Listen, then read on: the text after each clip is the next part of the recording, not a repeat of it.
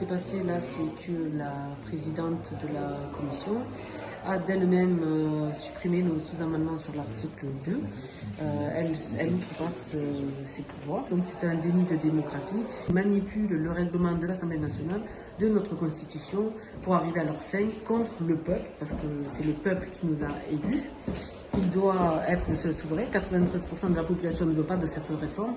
Il devrait écouter le peuple. Les élus, quand ils retournent en circonscription, devraient dire nous, on a voté pour cette proposition de loi dans votre intérêt et pas dans le nôtre.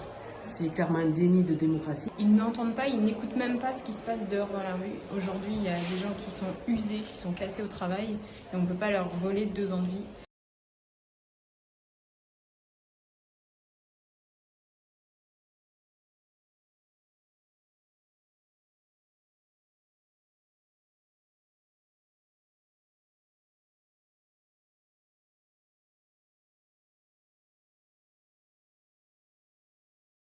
Tu sais ce qui va se passer pour nous? On va être obligé de se signer un papier pour sortir de chez soi. Tu sais quoi? On sera interdit d'acheter quoi que ce soit. Il y aura un couvre-feu. Et on va nous obliger à faire des trucs pour une maladie qui, en fait, tue entre 0,3 et 0,5% de ceux qui sont infectés. Eh bien, on va t'infliger une torture telle que tous les petits commerçants, tous les bars, toutes les brasseries vont mourir de faim. Quand je dis que nos gouvernants ont fait tout et leur contraire, quand les scientifiques, à chaque fois je fais un petit geste, nous disent « il ne faut pas porter de masque, c'est dangereux ». Et quand 3 semaines après, ils nous disent « il faut porter un masque, c'est obligatoire ». Quand un homme politique vient te dire que le conseil scientifique a décidé que...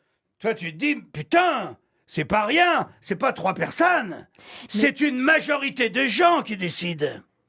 Et quand cette majorité te dit le contraire 3 semaines après, qu'est-ce que tu peux penser? Eh bien, tu penses tout simplement que ces gens-là sont aux ordres. Et ils sont aux ordres du pognon.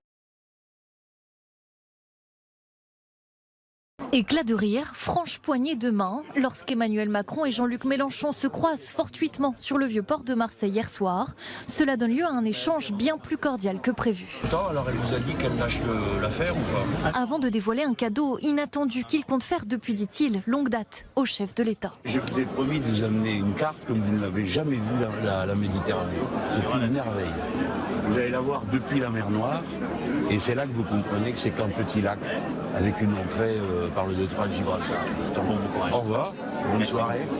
Merci d'être venu chez nous.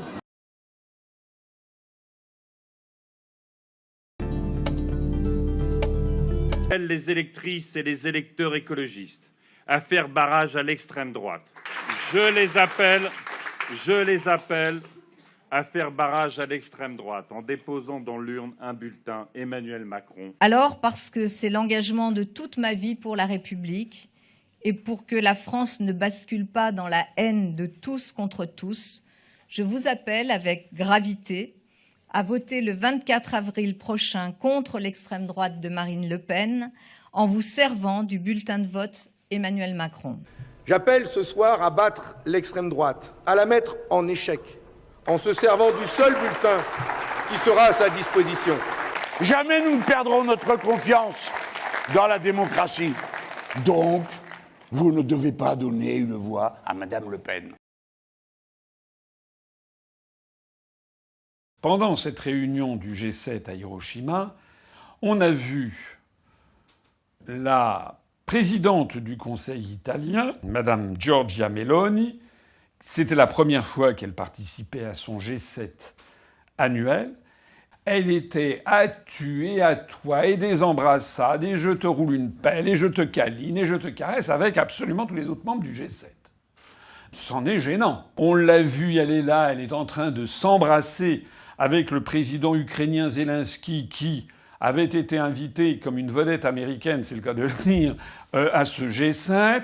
On l'a vu également dans des embrassades et des effusions extraordinaires avec la présidente de la Commission européenne, Madame von der Leyen. Elle était présentée dans la presse occidentale et notamment dans la presse française comme quelqu'un de terrifiant. Elle était, je l'ai déjà dit pour d'autres, comme ça avait été le cas de Tsipras en Grèce, elle était médiabolisée, c'est-à-dire médiatisée, mise en avant, mais en même temps diabolisée, c'est-à-dire qu'on avait peur d'elle, on faisait semblant d'avoir peur d'elle. Il est donc de la plus haute importance pour les médias de promouvoir une opposition factice, une opposition contrôlée, en mettant en avant des gens extrémistes, en disant « regardez comme ils nous font peur ». En France, le journal L'Humanité du Parti communiste français avait fait sa une en disant « les fascistes aux portes du pouvoir à Rome ». En tout cas, les gens qui veulent bien se renseigner peuvent aller sur Internet, peuvent aller voir par exemple les tweets que j'ai envoyés au moment de l'élection de Madame Meloni et de son arrivée à la présidence du Conseil italien. Regardez quelles avaient été les déclarations. Ça avait été un concert de lamentations sur le côté gauche de l'échiquier, les communistes, la LFI, le Parti socialiste. Tout le monde faisait semblant d'être absolument effaré parce que c'était quasiment Adolf Hitler qui venait d'arriver au pouvoir à Rome, là en mois d'octobre ou novembre dernier. Et puis alors, à la droite, à l'extrême droite de l'échiquier, en revanche, alors on avait eu Madame Le Pen, Monsieur Zemmour, Monsieur Dupont-Aignan qui avait dit c'est formidable, Madame Meloni, enfin quelqu'un qui va pouvoir taper du poing sur la table, faire prévaloir les intérêts nationaux italiens par rapport à l'Union européenne. Et j'avais noté que le premier paragraphe de son programme, c'était de dire l'Italie est l'un des pays fondateurs de l'Union européenne. L'Italie doit donc rester dans la construction européenne, c'est un membre essentiel. Deuxièmement, l'Italie fait partie de l'euro, il doit y rester.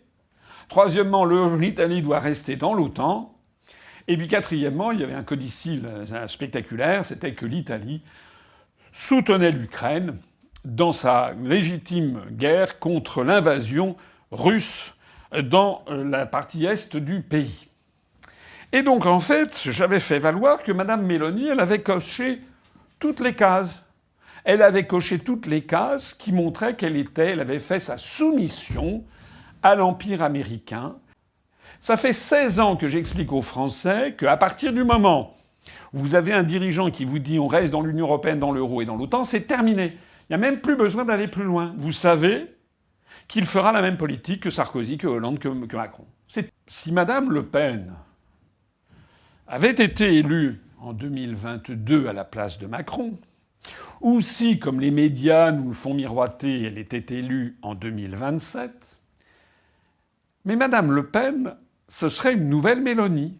Je suis enragé, on nous prend pour des cons. On nous manipule, on organise une dictature chez nous. Qu'est-ce que ça fait avancer dans le débat, en fait? Est-ce que ça fait avancer le débat? Que ceux qui ont des couilles les sortent. Et ceux qui n'en ont pas, qu'ils sachent que ce sont des lâches, des pauvres connards qui se planquent en attendant que la tempête arrête de souffler. Ou alors ils acceptent l'asservissement de la planète.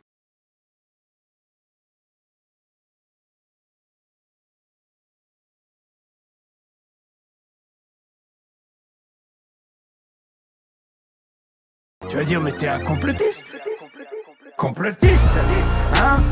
Théorie du complot, brûlé, hein? Sur le bûcher.